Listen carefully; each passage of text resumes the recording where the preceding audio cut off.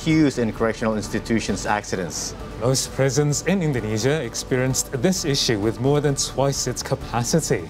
Yes, and to better understand the correctional institution's current situation and how to solve these problems, we are now joined live with Adrianus Meliala, a criminologist at University of Indonesia. Good afternoon, Adri. How are you? Fine, thank you. Thanks for inviting me.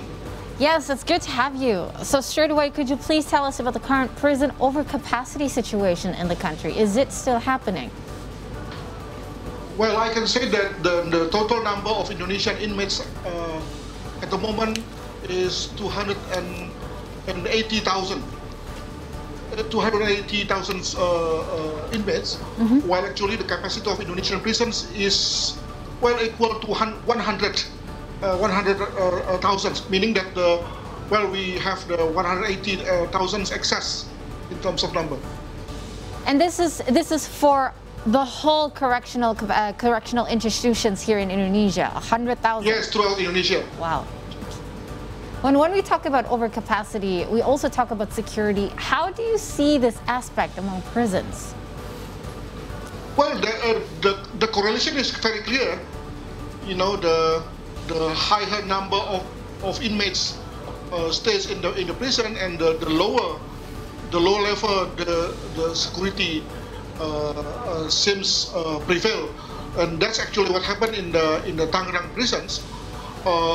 While they occupying 2,000 something inmates, and the number of prison warden that actually on duty are 15 to 16 people, which is so limited, you know, in terms of capacity when something happens as we have now.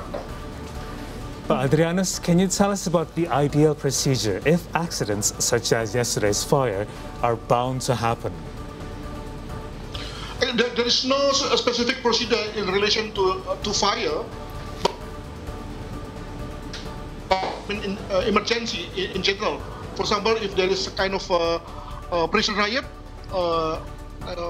and also if there is a prison outbreak, if we take a look at the situation when we have tsunami in Aceh, for example, during 2000, then we also have such kind of emergency procedure. And I believe that, well, despite the fact that we have SOP for that, but it is very seldom. It's very seldom to be drilled, you know. So actually, the capacity for them to exercise the SOP during emergencies is very low. Okay, knowing that cells were locked at night, and that is a normal procedure, it is reported that the warden did not have enough time to rescue the inmates. What are your thoughts about this? Actually, it is actually the good standard procedure during nighttime. To put all inmates inside the cell. However, there are prison warden carrying out discretions, considering that actually the number of inmates in one cell is actually too many, and this creates problems. For example, heating, uneasy in terms of sleeping. So the prison warden decides to put them outside the block, so that it gives them fresh air as well as space for them to relax. But that's actually the discretion. So what happened in the Tangerang prison is actually the right one. However, here we are. If something happened, then especially during the lack of prison staff that they're in charge at night time, then well, it takes time for them to take care, you know, the adequate steps for that. In your opinion, this particular prison facilities, how do you grade it in terms of how proper it is? Because, you know, you did say that this particular prison, well, Indonesia itself has prison overcrowding already. Is more than double the number of facilities and beds, I guess, and space for the prisoners. How do you grade this particular prison, the Tangerang Lapas? Well, considering the infrastructure, it is actually the old building, built well around 1970s. So they are actually 49 years old in terms of age of building. So we can imagine that there is a problem in terms of quality, as well as in terms of problem in terms of the electricity. That's one thing. The second, in regard to the excessive number of inmates stayed there, well, there is a problem in regard to the sanitation, hygiene, as well as the logistics. So, for example, in terms of logistics,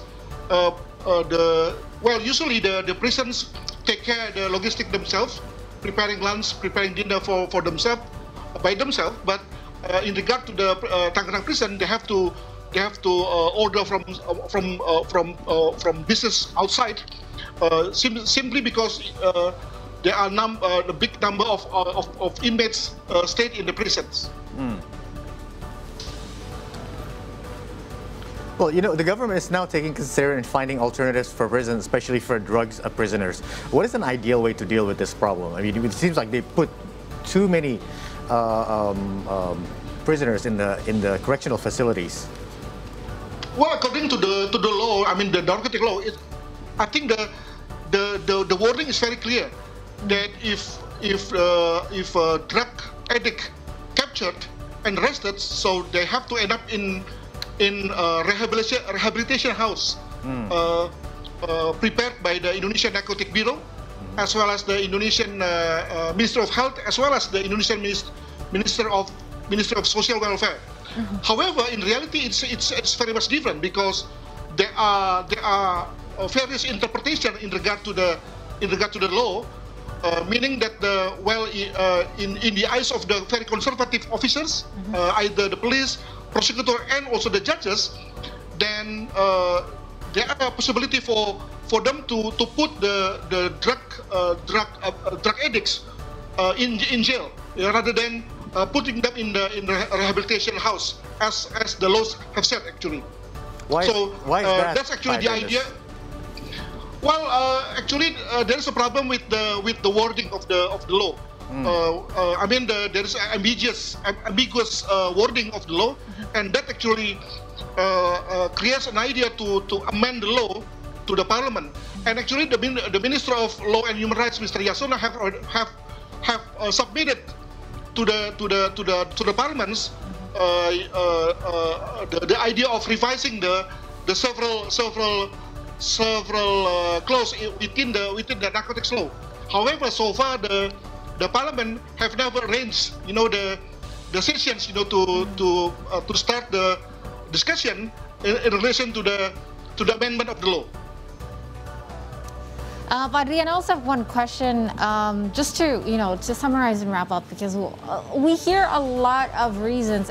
We hear a lot of times that the reasons behind these kind of incidents and how it's costing casualties, because the overcapacity amount of inmates in all correctional facilities throughout Indonesia. And you have clearly stated that there is currently double the number of inmates that are supposed to be inside. Is there any laws that actually requires the government to add facilities and infrastructure to accommodate all inmates in different areas, or at the moment, any ways to shift around inmates to avoid overcapacity at one place and another?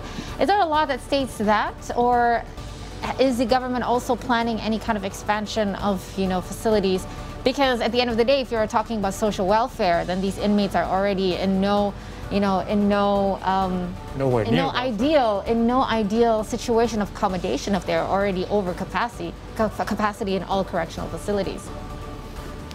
Well, actually, in now this fiscal year, actually the government have prepared to build up the 5 to 6 new prisons, newly built prison, especially the maximum security one. However, if since there is the pandemic, then the government have to reallocate the budget to take care of people who got infected by the virus. That's one thing. The second, assuming there are newly built 5 prisons, I don't think that actually the problem of overcapacity can be met, because the discrepancy is too high. So I think in terms of the long term solution, back to our discussion, the amendment of the narcotic law is actually very significant, because by doing that, then the criminal justice system can be serious in terms of not putting the drug addict into the jail, and putting them to the rehabilitation house as assigned by the law. That's one thing. The second, considering the prison is actually the last element within the justice systems, so meaning that they have to depend upon the performance of the police, the prosecutor, and also the judges. I think what we suggest is that the Ministry of Human Rights, of Law and Human Rights, utilize the innovations, utilize the creativity in terms of the authority given. For example, in terms of the electricity, I think it is not costly, to take care, to observe the quality of electricity within the all prisons. So to prevent to prevent disaster from happening in the coming time. But Adrianus, just one thing I would like for you to confirm here. This is something I got from an NGO, Penal Reform International. It says that overcrowding is a consequence of criminal justice policy, but not of increasing crime rates. How do you see that?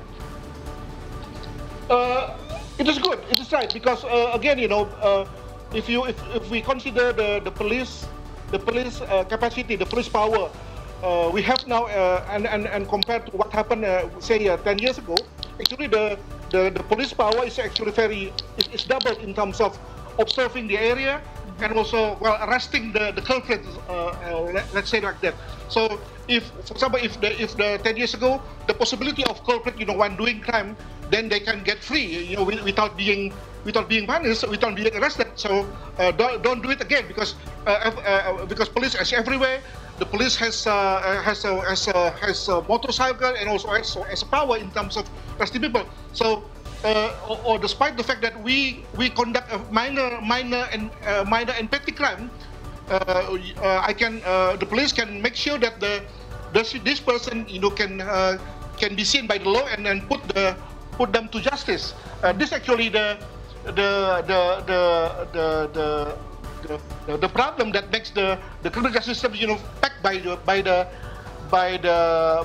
people to be investigated, arrested, and also processed by the law. I see. Thank you, Adrianus, for the insight. We hope to discuss with you further should there be any updates, and have a great day, and please stay safe. That was. Thank you. Yes. Thank you for joining us.